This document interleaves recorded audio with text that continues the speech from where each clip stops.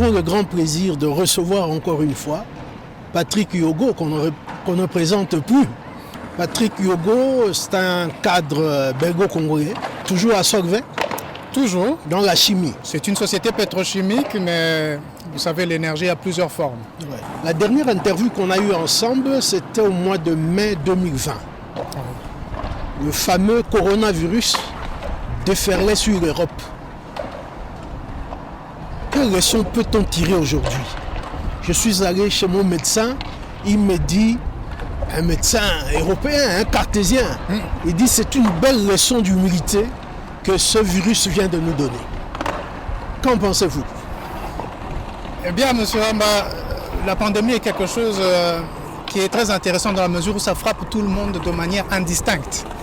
Et à partir de là, effectivement, on peut parler d'humilité, de leçon d'humilité, puisque nous sommes tous logés à la même enseigne. Maintenant, toute la question est de savoir comment prévenir et lutter contre la propagation du Covid-19 à travers le monde. Et c'est là où on va maintenant distinguer les inégalités qui séparent notre monde tel que nous le connaissons.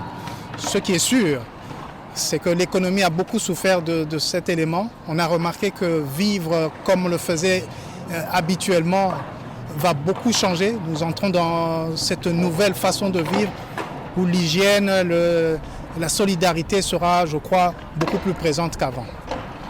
Mais il y a une polémique au sujet des vaccins. Prenons le cas dans notre pays d'origine, le Congo. Dernièrement, je suis allé prendre la première dose. J'ai signalé à quelques amis. Ils m'ont posé la question. C'est quand même pas AstraZeneca? J'ai dit oui. J'ai dit il faut faire attention. Mais pourquoi cette polémique autour du vaccin, selon vous? Mais tout est lié simplement aux effets secondaires ou aux dégâts collatéraux que peuvent causer certains vaccins. D'ailleurs, tous les vaccins ont parfois des effets secondaires ou des effets fâcheux. Le plus dangereux, c'est quand cet effet devient fatal et que ça peut emporter la vie de quelques-uns. Mais lorsqu'on regarde, d'après tous les experts, particulièrement ceux de l'Union européenne et d'ailleurs également, le nombre de cas sur les nombres de personnes qui ont été vaccinées est infinitésimal, j'allais dire. Évidemment, perdre une vie, c'est toujours une vie de trop. J'espère que les experts vont toujours essayer d'améliorer, de faire en sorte qu'on puisse toujours suivre comme il faut les personnes qui se sont fait vacciner. J'espère que ça a été votre cas lorsque vous avez pris votre première dose. Donc c'est une peur injustifiée. C'est ce qu'on appelle les inconnus. On ne sait pas ce qui peut arriver, mais on peut y remédier ou en tout cas anticiper cela en étant prévoyant et en étant près des personnes qui sont vaccinées et en les suivant juste après l'injection de leur dose et les jours qui suivent lorsque c'est des personnes d'une certaine catégorie particulière. Dans notre première interview en 2019, c'était au lendemain de la passation de pouvoir entre Joseph Kabila et Félix Tshisekedi. Oui, tout à fait. Vous avez dit qu'il n'y a pas d'alternance. Et ce n'était pas faux. Merci de le reconnaître. Qu'est-ce qu'on peut dire aujourd'hui après le basculement de la coalition majoritaire? Est-ce qu'on a finalement l'alternance? D'abord, à tout seigneur, tout honneur. Je tiens à signaler que c'est une prouesse d'arriver à partir d'une majorité parlementaire dont est issu un Premier ministre et les membres du gouvernement qui y sont attachés, renverser ce gouvernement par une motion de censure, approuvée par cette même majorité pour faire tomber leur propre majorité au gouvernement. C'est une prouesse. Ça, je le reconnais. Mais tout de suite, il faut dire que ça n'a pas beaucoup de sens. La question de savoir, est-ce par idéologie ou par autre esprit que cela a été fait? Nous avons toujours prôné qu'il fallait pousser dans l'opposition ce qu'on a appelé le FCC. Fort du nombre de députés qu'ils avaient, c'était une gageure que de les pousser dans l'opposition, c'est-à-dire de faire en sorte qu'ils descendent à en dessous de 250 députés. Il y a eu beaucoup de transfuges, mais j'allais dire, la flopée de transfuges qui a eu lieu nous laisse pantois dans la mesure où cela veut dire qu'il n'y a pas eu réellement d'alternance. C'est-à-dire c'est la même masse, c'est la même la même marmite, les mêmes ingrédients, et on change un peu la forme, on la présente gratinée ou non, mais c'est toujours la même chose. Ce qui aurait été intéressant pour arriver à une alternance, ça aurait été une dissolution de l'Assemblée nationale, tout simplement. Ce qui remettrait à ce moment-là... Il fallait de l'argent pour financer les élections. Dans les 60 jours. Vous savez, l'argent est un faux problème. Les scandales qui se sont multipliés depuis que cette fameuse passation de pouvoir a eu lieu nous fait bien comprendre que ces scandales nous font bien comprendre qu'il y a de l'argent. Il faut savoir l'utiliser conséquemment et avec intelligence. Et au-delà de ça, lorsque par fonds propres, votre État n'a pas des moyens pour le faire, il y a beaucoup de partenaires qui sont prêts pour aider, pour assumer des cycles électoraux, surtout dans la situation dans laquelle nous nous trouvions et que nous nous trouvons encore. Les criminologues refusent toujours de diviser les hommes en bons et mauvais. Parce qu'ils estiment que l'homme peut toujours changer selon l'environnement où il évolue, dans lequel il évolue. Vous ne pensez pas qu'avec un nouvel état d'esprit, les hommes qui étaient avec Kabila peuvent donner le meilleur d'eux-mêmes maintenant, que l'environnement a changé. Tout est question d'état d'esprit. Si votre état d'esprit, ce qui vous anime, et je le dis sous forme d'hypothèse, a toujours été l'appât du gain ou la sauvegarde de quelques intérêts individuels, des intérêts privés finalement. Lorsqu'on voit que des députés ont comme suppléants leurs frères, leurs sœurs, leurs femmes, lorsqu'on voit que c'est un peu partout comme ça... Mais la loi ne l'interdit pas.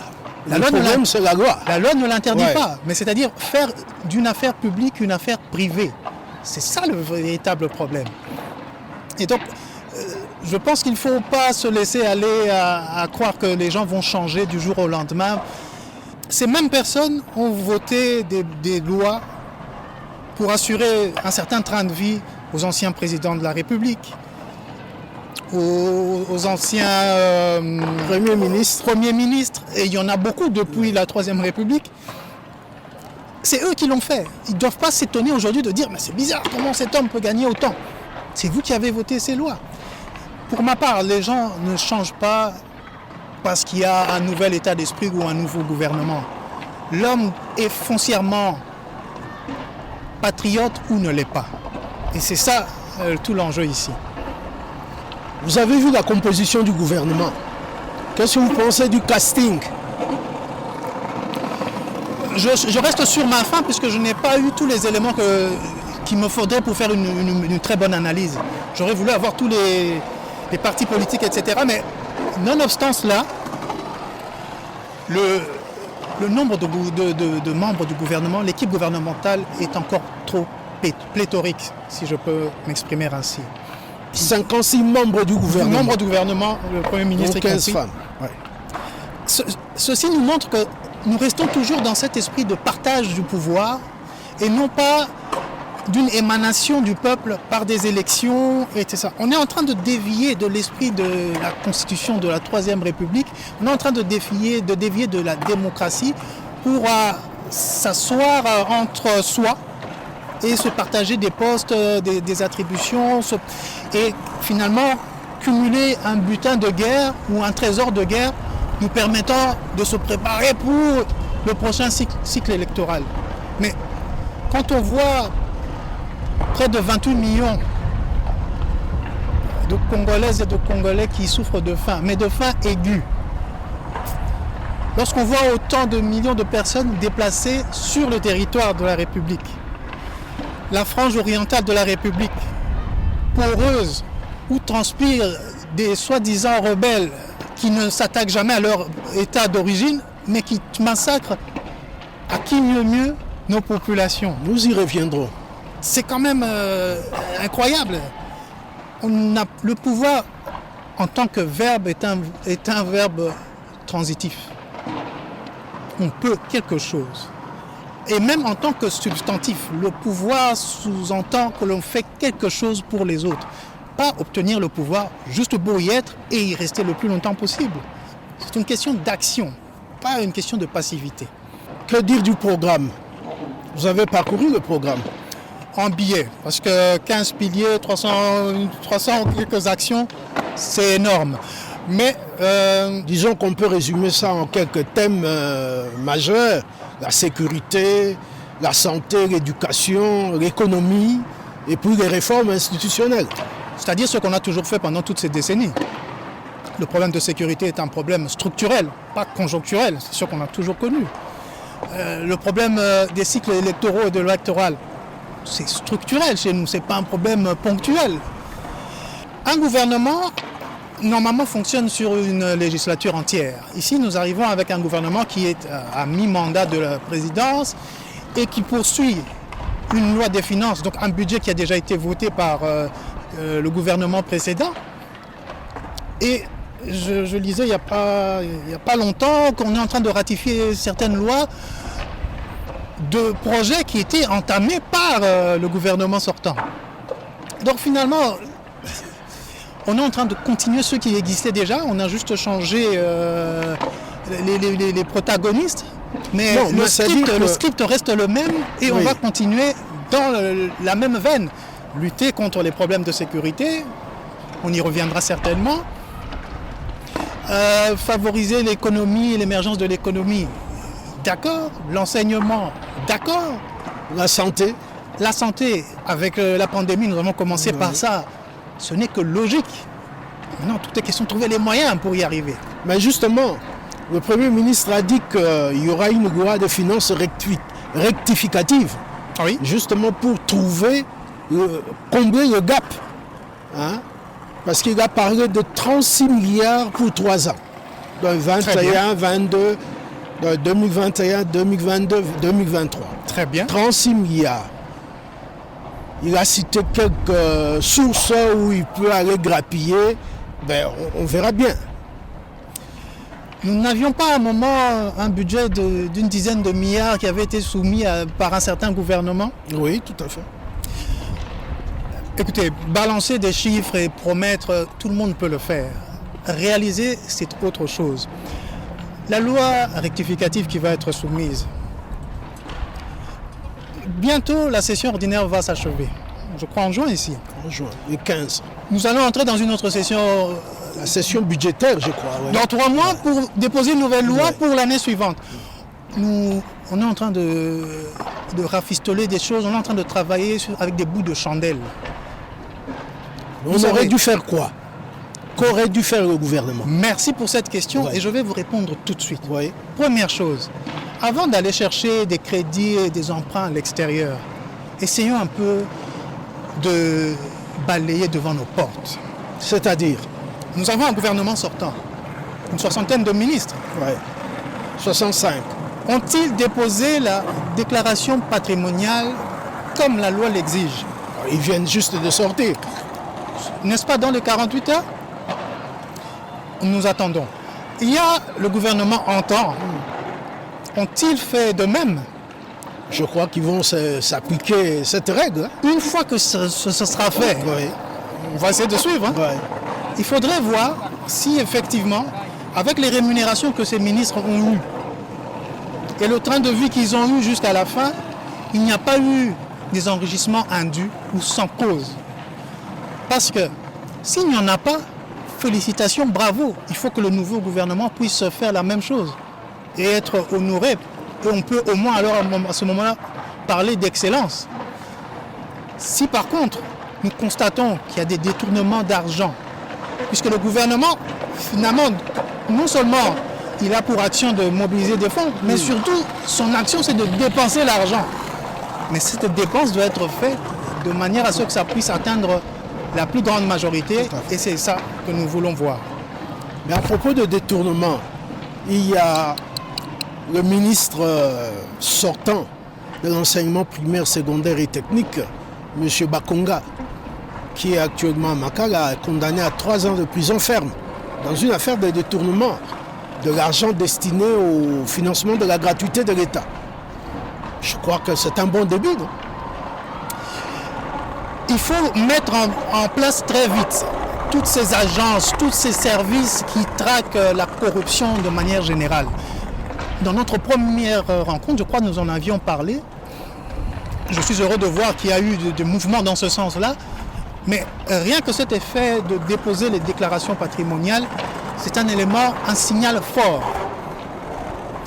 Le ministre, je crois qu'il a été attrapé peut-être parce qu'il a traversé des frontières. S'il était resté sur place, peut-être que nous n'en aurions jamais entendu parler. Ça serait passé comme ça, comme une lettre à la poste.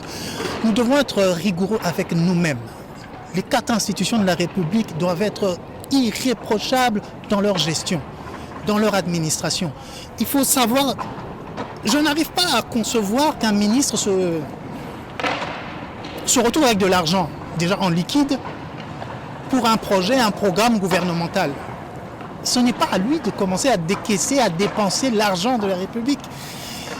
Il faut vraiment nettoyer à l'intérieur pour que nous ne soyons pas comme des tombeaux blanchis à l'extérieur remplis d'ossements. Et ça, c'est un travail, pour moi, la réforme, c'est dans cet état d'esprit qu'il faut le faire.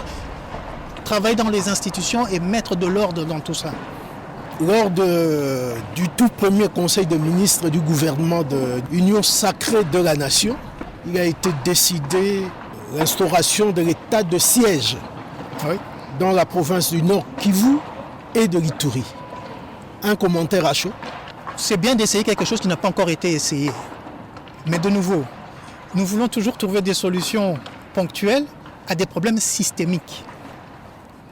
2014, je crois, il y avait une vidéo qui circulait sur Internet d'un individu qui nous racontait, qui nous invitait à fermer les yeux pendant quelques instants et nous disait, imaginez-vous que dans votre chaumière arrivent des gens non identifiés en armes, qui maîtrisent toute la maisonnée, qui violent votre épouse, qui tuent vos enfants et qui s'en vont. C'est octobre 2014, effectivement. Ça a commencé là. Nous sommes en 2021, ça n'a pas beaucoup changé. J'ai encore en mémoire certaines photos que j'ai vues d'enfants en bas âge sur la hanche de sa mère, dont la tête a été démembrée, désolidarisée de son corps. État de siège, d'accord. L'état de siège est une action ponctuelle, limitée dans le temps, 30 jours, renouvelable tous les 15 jours. Pensez-vous, en toute honnêteté, qu'en 30 jours, 45 jours, on pourra éliminer le problème qui est à nos frontières orientales? On ne peut pas reprocher au gouvernement de ne pas avoir essayé. C'est ça que je dis. C'est très bien d'essayer quelque chose qu'on n'a pas encore essayé, mais ne trouvons pas des solutions ponctuelles à des problèmes systémiques. Que la France intervienne, que le Kenya, l'Ouganda, le Rwanda, toutes les armées peuvent intervenir, mais si nous n'identifions pas le vrai problème, les vraies causes à la racine, les problèmes vont continuer à se répéter. D'autres pourront se targuer d'avoir fait venir des hommes en armes pour essayer de régler ce problème, mais je vous le dis, 30 jours, 15 jours, 45 jours, ça ne sera pas suffisant. La bande au niveau du Sahel, ça fait quelques temps qu'on lutte aussi. Ça ne se limite pas comme ça facilement, les terroristes. Ce n'est pas identique que la situation, hein. Comparaison n'est pas raison. Comparaison n'est pas raison, mais il faut avoir des référents et voir la force qui est déployée pour régler les problèmes qui sont à cette bande du Sahel. Voyez-vous, on dit qu'il y a des groupes armés en République démocratique du Congo. Mais la vérité, c'est que, et ça a été établi, qu'il y a beaucoup d'officiers des forces armées de la République qui sont impliqués dans ces affaires. Il y a des notables. J'ai vu il n'y a pas longtemps un soi-disant chef rebelle. À le voir, il n'a pas une connaissance très grande de ce qui se passe dans le monde, mais comment peut-il se ravitailler en mitrailleuse AK-47 de fabrication russe, là où il se trouve dans les collines? Comment peut-il avoir des matériels de télécommunication et des treillis militaires? Dans quel marché en République démocratique du Congo peut-on acheter ce genre de matériel? Il y a quelque chose qu'on essaie de taire, mais vous savez, la vérité est têtue et elle risque de nous exploser en pleine figure. Je ne voudrais pas qu'on se sépare comme ça sans avoir parlé quand même de l'Union européenne, puisque nous sommes ici au pied du Parlement. D'ailleurs, Charles Michel était à Kinshasa, le président du Conseil européen. Puisque nous sommes à la fin, brièvement, je vous dirais juste qu'il ne faut pas oublier que les accords dits de Cotonou ont pris fin en 2020 en réalité. C'est des cycles de 20 ans. Covid oblige, tout a été un peu reporté. Nous entrons dans un nouveau cycle avec l'Union européenne. Nous, je veux dire l'Union africaine et l'Organisation des États dits d'Afrique, des Caraïbes et du Pacifique. Les relations entre les continents, c'est des relations de commerce. Tout à fait. Avec la zone de libre-échange que nous avons instaurée dans l'Union africaine, nous devons nous préparer à faire face à un commerce agressif qui va se faire sur le continent africain. Pour cela, il faut des États forts avec des structures fortes. Assainissons nos institutions.